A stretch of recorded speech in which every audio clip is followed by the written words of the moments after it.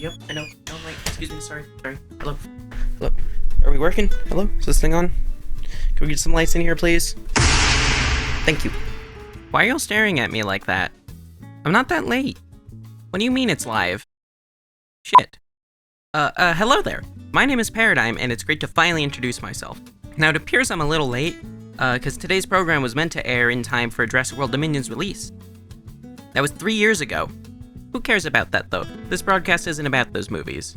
Today's topic of discussion is the original Jurassic Park trilogy, because I love those first 3 movies, flaws and all. Now, if you haven't seen these movies, why are you even here? Go watch them.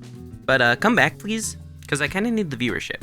Now, first things first, to make sure we're all up to speed, allow me to catch you up on the events of these movies, in case it's been a minute since you've last seen them. Jurassic Park, directed by Steven Spielberg and written by both Michael Crichton and David Cope, is based on the novel Jurassic Park by Michael Crichton. But we won't talk about that, because reading is for nerds. Jurassic Park is the story of some rich guy's dream. His name is John Hammond, and he paid a bunch of smart people to figure out how to bring dinosaurs back from extinction, and then put them on a tropical island so he can build a theme park around them. Unfortunately, his park's construction is facing a few hiccups. These incidents seem to be happening a little too frequently, which makes the investors a little nervous. So they ask Hammond to bring some experts to the island and give their thoughts. These experts are paleontologist Dr. Alan Grant, paleobotanist Dr. Ellie Sattler, and some hot guy. During the investigation, the experts are blown away, but they still have their doubts. Probably didn't help that Hammond had his lab boys make super murder lizards. They're lethal at 8 months, and I do mean lethal. Someone should have told that handler. No need to worry, because Hammond also brought his grandchildren because they're the target demographic or whatever. Yeah, I don't see any way that this goes wrong.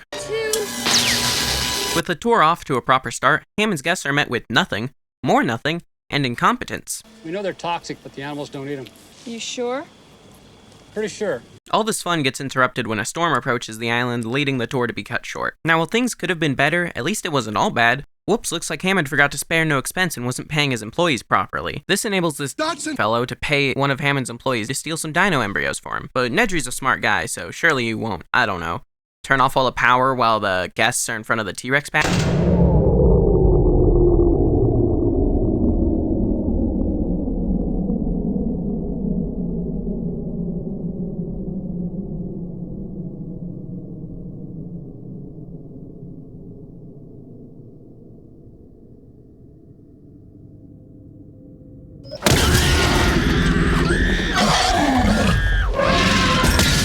Havoc ensues, hot stuff shits the bed, and the lawyer ends up on my search history. The rest is pretty straightforward. Nedry dies, sex appeal is put on display, Hammond learns his lesson, Grant learns the animals are breeding, not that it seems to matter, Samuel L. Jackson resets the power, the game warden dies, Ellie gets the power back on, a raptor lends her a hand, and Grant gets the kids back to safety. The final act begins with the raptors hunting the survivors through the visitor center. The worst scene in the movie happens. What the fuck are you two doing? And the T-Rex saves the day. The story ends with the survivors leaving the island as Hammond is forced to leave his dream behind. The best part about all of this is that the movie made a fuck ton of money. So much so that the studio decided to make a new one. The only problem is, they didn't really know what they should make it about. After all, the first one was based on a book, and as I was recently informed, turns out I am a nerd, so reading is back on the table.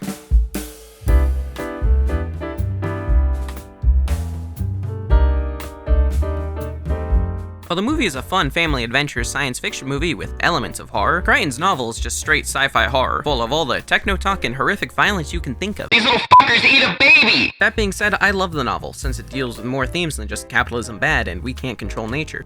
The book also touches on colonialism, with the Costa Rican natives becoming victims of the escaped dinosaurs from Hammond's Island. Another thing the book likes to bring more attention to is the inevitable failure of Jurassic Park. The movie does touch on this with the raptors breeding, but for the most part it's shown as if Nedry was the real reason Jurassic Park fell, which isn't the case in the book. The novel places a bigger emphasis on why Jurassic Park was always bound to fail. Before it even opens, Jurassic Park is already on the brink of collapse. Dinosaurs are escaping off the island, workers are dying left and right, and they only find out the dinosaurs are breeding when they check the computer system under different parameters, because for some reason, they were so confident that these dinosaurs could not reproduce that they set the computers to only look for the set amount of dinosaurs they believed were in there, so it would only report if there was less than that amount. Good job. Oh, and because of this, the raptors have basically taken over the caves of the island and there's a huge infestation. The novel also switches up who dies in the story, with Hammond and Hot Stuff both perishing, along with all the dinosaurs. Yeah, after getting off the island, the survivors watched the Costa Rican government dump a bunch of napalm all over it.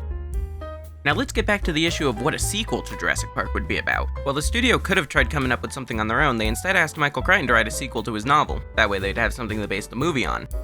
But if you'll remember from literally just a minute ago, Crichton blew up the island and burned all the dinosaurs, so how is he gonna make a sequel? Well, he's the author, so he can do whatever the hell he wants.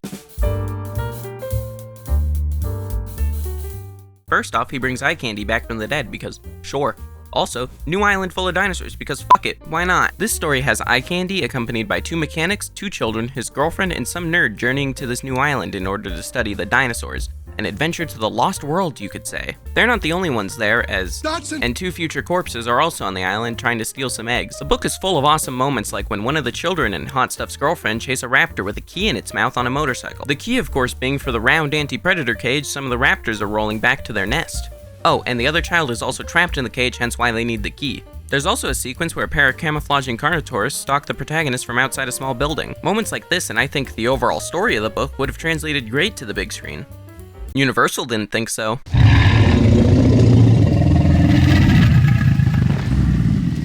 First off, sex appeal is back. Good. Next, we're doing the second island thing too. Keep the girlfriend, combine the 2 children, keep 1 mechanic, and add 1 activist. Next, change the mission and change the bad guys from egg thieves to a bunch of idiots who still think they can keep dinosaurs in a park for some reason. The story still has them traveling to the second island full of dinosaurs, but the mission here is different. Instead of just wanting to study them because science, they go out there because Hammond's become a bit of a conservationist and has asked them to go document the dinosaurs living peacefully on their own in order to gain sympathy from the people to prevent his nephew, Ludlow, from capturing all the dinosaurs and stuffing them in San Diego, because that just worked so well the last time. Things get complicated when, despite not having an invite, Hot Stuff's child is also here. Not to mention, Hot Stuff himself also just doesn't want to be here. He's only here to try and convince his girlfriend to get off the island. Unfortunately, Ludlow's crew is also here, and they turn out to just be cartoonishly evil, which pairs well with Hammond's crew just being cartoonishly stupid. The guy in charge of Ludlow's group, Roland Tembo, says that the only payment he'll take is the right to hunt a bull T-Rex. In order to do this, he breaks a baby Tyrannosaur's leg to leave it as bait. His hunt's interrupted when Greenpeace breaks out all the dinosaurs Ludlow's team had captured. Turns out his photography skills aren't what got him his job, it was his ability to fuck people over. During the chaos, Hot Stuff's girlfriend finds the baby Tyrannosaur and decides to help it out. Luckily, the parents are very understanding. With both teams in poor shape, they decide to work together, except for Sarah here, who tries to get everyone killed by leading the Rexes straight to camp. The adventure ends with a raptor encounter. Hey, you! Unfortunately missing a motorcycle chase. No, wait, I didn't mean it! Everything seems to be going well until the survivors notice that Ludlow's team did in fact manage to capture something. The bull Tyrannosaur. Which they then bring to San Diego and, like you could expect, it rampages through the city and even eats the writer of the movie.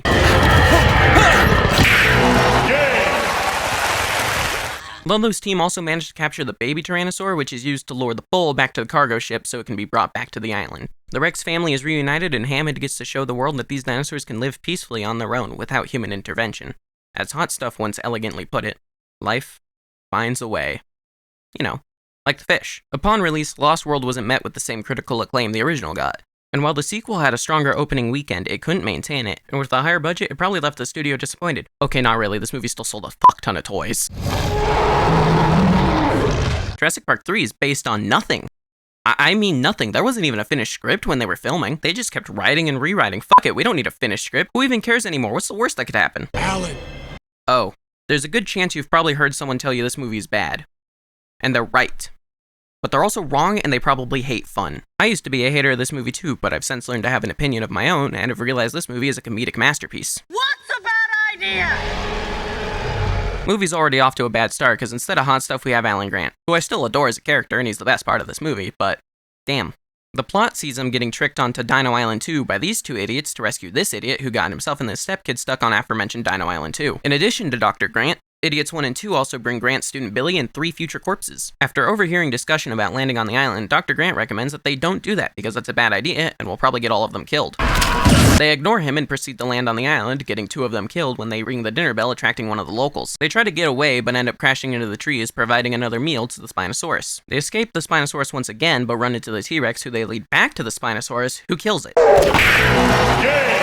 Spinosaurus is my favorite dinosaur, and I love both modern reconstructions and this thing, but that's just No. Idiots 1 and 2 are actually a divorced couple looking for their kid who, this idiot ended up getting stranded on the island. He's dead. We get a chase scene with some awesomely designed raptors, and then we get to see some not so awesomely designed herbivores. Seriously, what the fuck? But that doesn't matter because Grant ends up finding the kid, finds that the kid has figured out a way to, get Tyrannosaur pee. That doesn't seem to matter though. The kid hears a familiar ringtone, that being of his dad's satellite phone. So they follow it and meet up with the parents. But Dad doesn't have his phone. Who has the phone? I love this. Billy's revealed to be a piece of shit. He then pretends to die during one of the best set pieces of the movie. The remaining survivors dig through Jurassic World Dominion and encounter the Ceratosaurus, but he just fucks right off. Another great set piece happens. They return the eggs Billy stole, and Dr. Sattler saves the day. She was here the whole time. She was in the beginning of the movie, but I forgot to write about her. My bad. Jurassic Park III performed so poorly a new movie didn't come out for 14 years. Maybe that was a good thing. This movie actually had the highest budget of the others, but turns out just because you pour more money into something doesn't mean it's gonna pour more money back out, because this movie did really poorly compared to the others. I mean, this is all relative. Personally, I'd be satisfied with a few $100 million.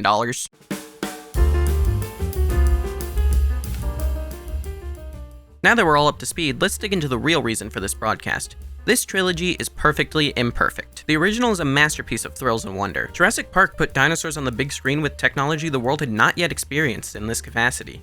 While today we're quite used to seeing the impossible put on screen, ILM showed people something they hadn't seen before. The scene introducing the dinosaurs works so well and perfectly captures the wonder of these creatures both in our world and in the films. Even with the technology in the scene being a bit dated by today's standard, the camera work and direction still sell the illusion. The dinos aren't the only stars here. The cast did a wonderful job bringing these now iconic characters to life. Sam Neill, Laura Dern, Jeff Goldblum, Richard Attenborough, as well as everyone else, except you, all do their part in making this movie the timeless masterpiece it's remembered as today. Movies like this don't work if the characters don't work. Don't believe me? Ask yourself why Jaws is the only real good shark movie out there. That's not to say these movies aren't without their flaws. The first movie has the computer boot up scene where Ellie does almost nothing and Tim does actually nothing and the shotgun is just sitting there on the floor! Oh, and some of the VFX are showing their age. That being said, the movie doesn't look bad by any means, and the control room scene is an outlier when it comes to the writing. The blend of practical effects and CGI really makes scenes like the T-Rex breakout look incredible. In fact, I'd say it still holds up to this day. Same goes for the raptors and the triceratops. The only dated effect, I would say, is the brachiosaur scene in the beginning and kind of the Gallimimus. Unfortunately, you can tell the brachiosaur puppet wasn't given as much polish as the others. It also doesn't help that the flocking Gallimimus and the Welcome to Jurassic Park scene take place in bright daylight, meaning the CGI didn't really stand a chance. To go back to the characters for a moment, they really do stand out in this movie, especially when compared to the others. Alan Grant goes through his own arc of learning that children aren't, the worst thing in the world, and Hammond ends up learning the errors of his ways, leading to his conservationist actions in the next film. Oh, and Jeff Goldblum was so charismatic and memorable in his performance as Hot Stuff that they had him do it again for Jurassic World Fallen Kingdom. Oh wait, I'm not supposed to talk about that. The problems really start to stack up with the second movie. First off, the characters. We've got Sex Appeal, Greenpeace, who? Dumbass, and a child. None of whom are particularly special. Roland is a standout character here though. He's the only one who has any kind of depth to him as he's not cartoonishly evil and he's not a fucking idiot. He also seems to be more remorseful than proud after taking down the bull. Yeah, watching all his friends die probably wasn't the best for him. He also points out to Dumbass that wearing a jacket covered in the blood of a baby Tyrannosaur might not be the best idea.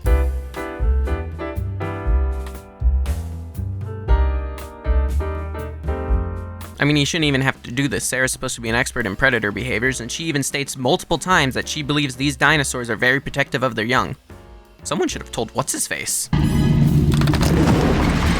Okay, I'm done making fun of this movie, because I do really love this movie. It still captures the tension of the original and manages to still have at least a little bit of wonder. The VFX team also managed to outdo their work on the last movie here. Once again, this movie uses a mix of practical effects and CGI, and damn, it's cool knowing they built two animatronic T-Rexes and both have their own unique design from the one in the first film. The Lost World also puts the spotlight on the herbivores for a change. Usually in these movies they're nothing more but carnivore food, but this time they get to kick ass on their own. Jurassic Park III does none of this. Jurassic Park III is a disaster. It's no secret that it had quite the troubled production. The script kept getting changed while they were filming, there's no real tension outside of the aviary set piece in that scene with the boat, and it's also missing that sense of wonder. We get this one scene on the river, it's like, okay, that's kinda nice, and then you see this motherfucker. But I don't hate this movie. I love watching a good disaster. With its short runtime, this movie is usually just a fun thing to put on, and it consistently gets a laugh out of me. If I put this movie on, I know I'm gonna have a good time because it still has some of the charm from the other two. It's still neat to see that they built two giant dinosaur robots, and they even built a whole new pack of raptors with a unique, sexually dimorphic design. Besides the herbivores, the effects in this movie still look pretty damn good, if you pretend the pteranodons don't have teeth.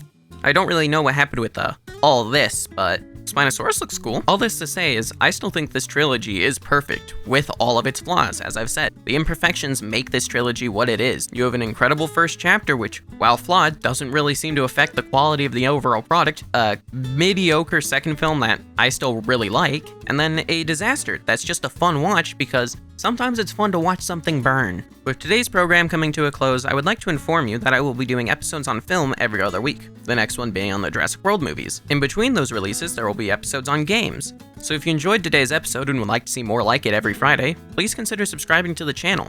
I'd greatly appreciate it. With that said, have a great whatever it is wherever you are, and can someone tell me if that phone would still be working?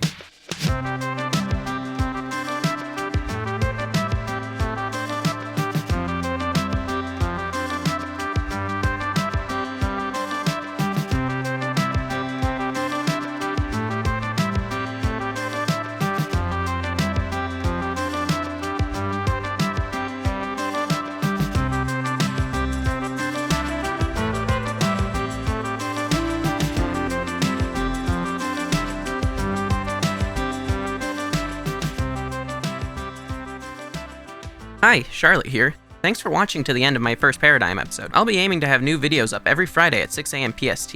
If you'd like to support this channel, you can do so for free by giving the video a like, subscribing to the channel, or leaving a comment below.